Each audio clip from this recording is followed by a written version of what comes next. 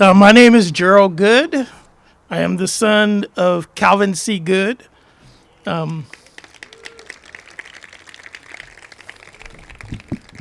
Last year, my brothers and I had the pleasure of accepting the Valley Leadership 75th Annual Arizona Leader of the Year, posthumous for our father, Calvin C. Goode. And I find it is so fitting this year to have a great honor to introduce the 76th Arizona Leader of the Year, Terry Goddard. Mayor Goddard is a great man who worked many, many years side by side with my father. So it is truly an honor to be here this evening, and thank you.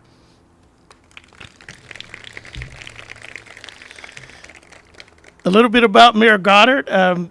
He served as mayor of Phoenix from 1984 to 1990. And during the 1984 election cycle, Terry and my dad, they were the only council members to receive enough votes to win the primary election.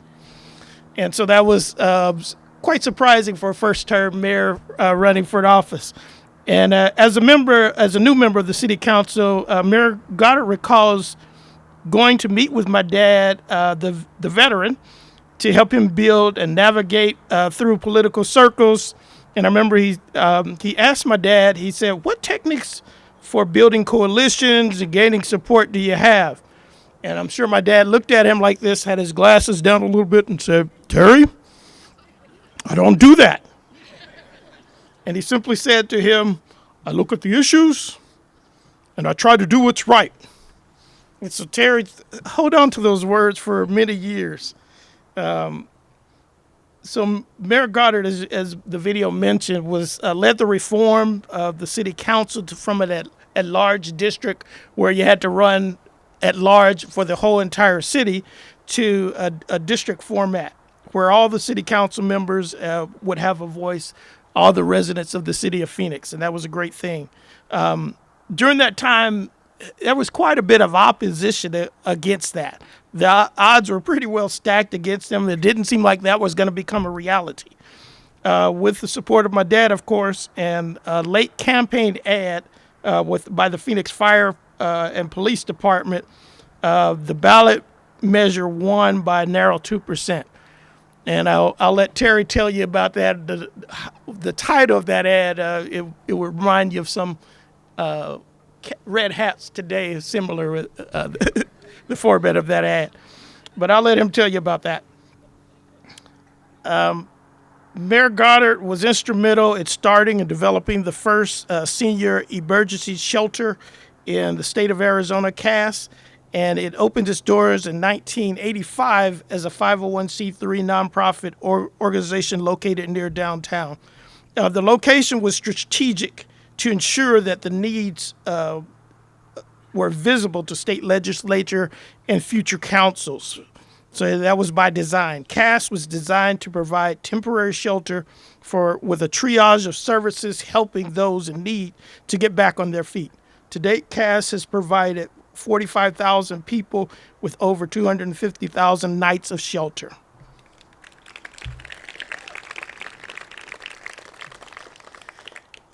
And as an offshoot of CAS, Mayor Goddard sought to help people provide long-term housing for residents in need in Phoenix and throughout the state of Arizona. Mayor Goddard served as the Arizona State Director for the U.S. Department of Housing and Urban Development, HUD, and currently serves as a board member to the Arizona Housing, Inc., a nonprofit organization. Mayor Goddard also served as Attorney General Goddard from 2003 to 2011.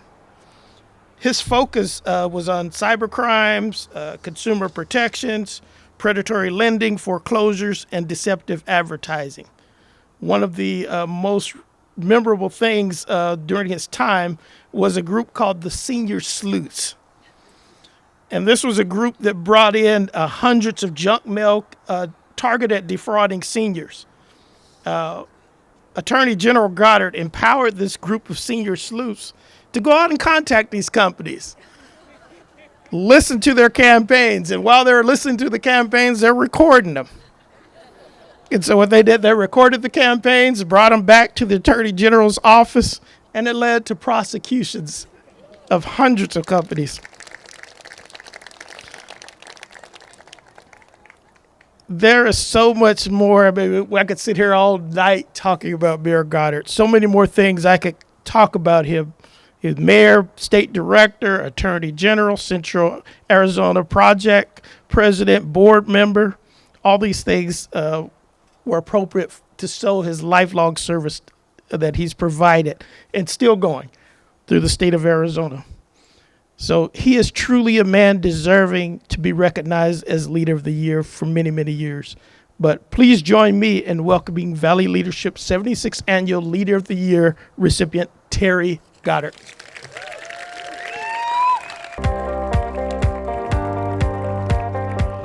Boy, thank you, Jerald. You embarrass me. But thank you so much. I'm reminded, of course, of Jerald's father, who, Calvin C. Goode, was one of the more remarkable people I've had the privilege to serve with and work with. He was unique, and Jerald did a great imitation of his dad, complete with the glasses down and the husky voice. But he didn't lead by bombast or by deal trading with votes to other councilmen. He led entirely by the strength of his conviction. And it was marvelous to watch. He was the council's conscience. And I salute and thank Valley Leadership for recognizing Calvin last year, because he's truly one of the things that makes this community so rich. So thank you, Jerald. And Leslie, thank you for the lovely comments. I'm in awe of what you do. I asked her today, in the last 24 hours, where have you been? Well, it was only Orlando, but she goes all over the world, bringing comfort and compassion to kids who need it most. And thank you so much. And Arizona's so proud of you and what you've done and what Make-A-Wish does. Now, I want to get right down to thanking Valley Leadership for this honor. I'm deeply moved. I want to thank Rusty Foley and Fred Duvall, who had the foolishness to nominate me, and others who were supportive. I really want to thank the many, many volunteers who, through more campaigns than I can account tonight, have been out in the hot Arizona sun passing petitions, accosting perfectly innocent passersby to sign a petition. And I can't say enough about how much they have given for their community and for the contributors, many of whom are here tonight, that made it clear and made it possible that their work was not in vain, that they did the work in the sun, and then we were able to back them up as well. And then a big thank you to my wife, Monica, and my son, Kevin, right here, who throughout this have provided, every time I'm out tilting at another windmill, they have been supportive and only marginally critical. But it's a tremendous support at home, and I couldn't have done anything without that. But I have to confess, and I know a number of folks here would not be surprised, that I was surprised to be honored by Valley Leadership. And you may know the reason why. Back when I got started in civic life in Arizona, let's just say we had a few disagreements with the organizations that led to what is now Valley Leadership, and many of the distinguished men and women who have been honored as Men and Women of the Year. I went through the list the other day and thought, okay, let's see. They were against the efforts that I made on trying to reroute the I-10 freeway, the efforts trying to bring a gas tax that would actually serve public transportation and not just freeways, the efforts to bring a district to the City Council of Phoenix to make it by districts, not at large. Oh, and Terry Goddard should become mayor. Those were not their favorite subjects. And so I stand here tonight as a testament either to the power of forgiveness for youthful indiscretions, or alternatively for the power of civic involvement in Phoenix and in Arizona. And I choose to think it's the latter. I'm reminded of a couple of examples, and forgive the stories, but a number of and Art said senior citizen, that's rough. And the video reminds me I did used to have hair and had really thick glasses, and so did Bruce Babbitt. So that we all changed through the years.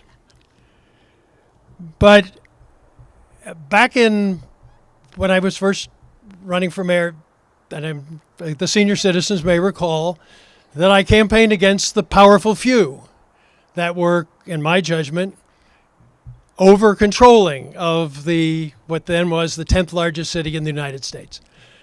And I talked a lot about the powerful few, and the reporters, always nagging, said, well, who are they? Name the powerful few. Well, I wasn't going to do that. That would have turned the whole campaign into a sort of slugfest about personalities. I know this sounds a little quaint today, but we didn't want to do that. It was the theory. It was the idea that the 10th largest city in the country ought to have broader representation throughout its very diverse and exciting population. And I got asked by Pat McMahon on KTAR in a radio show. He was very clever. He didn't say name them. He said, how would you define this characteristic? And I said, well, I guess it's an organization that you don't belong to. Those are the powerful few. I got back to my office, and I got a call from Frank Snell, probably the consensus powerful person in this valley.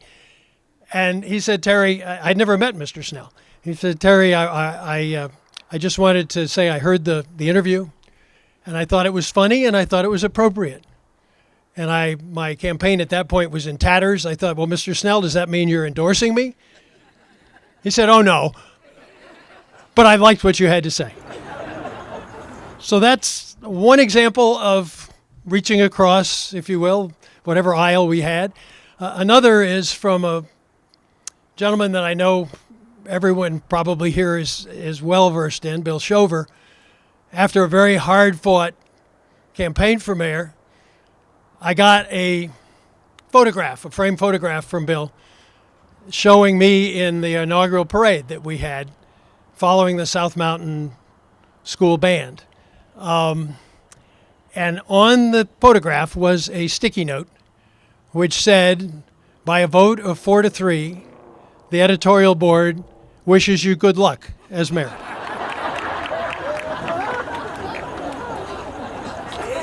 And I still have that picture and that sticky note because it reminds me of not only Bill Shover's good humor, but the fact that this has been, in spite of political differences and very hard-fought campaigns, as the one in 1983 really was, a chance to pull together. And so many of you know Dennis Mitchum, a remarkable leader, an accountant with Arthur Anderson. He fought like crazy against the district system. It was his passion that this should never happen in his city. But after we won, he was one of the first person to call and say, how can I help make this a reality? And another was Bud Jacobson, truly Mr. Arts in Arizona. And then Scott is cheering, thank you. But he never made any bones about the fact that he had not supported me for mayor at the same time that I was trying to make him in charge of reviving or bringing about a movement for the public arts in the city of Phoenix. And he did a wonderful job, but he never stopped reminding me where he was in the campaign. So those are examples, I think, and it came forward recently with the long campaign to try to get dark money out of Arizona politics. Some of the same people stood up, were counted, and helped make it happen. And I just have the greatest of, it may have taken me a while to get there, but I have the greatest of admiration for that sense of community spirit, which this organization and all of you here today exemplify so incredibly well. And it's what's made Arizona what it is today, and it's made the success what it is today. And I think one of the reasons people have pulled together as they have is among the early leaders, there was a very, very keen perception that Phoenix was an anomaly, that this was a little city in the desert back when it started, in what the comics called 10,000 miles of kitty litter. And we had no port except Sky Harbor Airport. We had no river, at least not a river that had real water in it.